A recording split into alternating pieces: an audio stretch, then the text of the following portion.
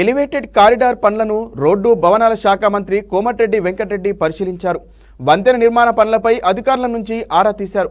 2018లో ప్రారంభమైన elevated corridor పనులు కొన్నాళ్లుగా నిలిచిపోయాయి.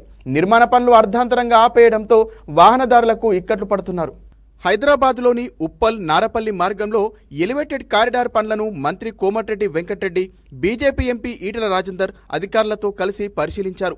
2018లో ప్రారంభమైన ఎలివేటెడ్ కారిడార్ పనులు ఇప్పటికీ పూర్తి కాలేదని, నిర్మాణ పనుల వల్ల రహదారి గుంతలమయంగా మారి ప్రయాణికులు ఇక్కట్లు పడుతున్నారని స్థానికులు మంత్రి దృష్టికి తెచ్చారు. ఈ సందర్భంగా ఆర్ఎండ్బీ అధికారుల తీరుపై మంత్రి కోమటిరెడ్డి తీవ్ర అసహనం వ్యక్తం చేశారు. 6 ఏళ్లలో 6 కిలోమీటర్ల ఫ్లైఓవర్ పనులు పూర్తి చేయలేదంటే సిగ్గుచేటని వ్యాఖ్యానించారు. నార్లపల్లి నుంచి ఉప్పల్ వరకు రహదారి నిర్మాణానికి ఎంత ఖర్చు అవుతుందో చెప్పాలని అధికారులను కోమటిరెడ్డి ఆదేశించారు.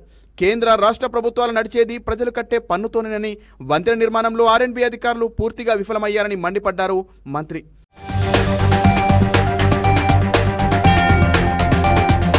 త్వరితగతిన నిర్మాణ పనులు పూర్తి చేయడానికి మీ దగ్గర ఉన్న ప్రణాళిక ఏంటని ప్రశ్నించారు.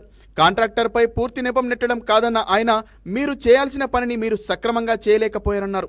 జీహెచ్ఎంసీ ఫారెస్ట్ కాంట్రాక్టర్ అంటూ సాకులు చెప్పొద్దని మండిపడ్డారు. ఈ నెల 8వ తేదీ నుంచి కన్స్ట్రక్షన్ వర్క్స్ తిరిగి ప్రారంభిస్తామని నేషనల్ హైవే ఆర్ఓ తెలిపారు.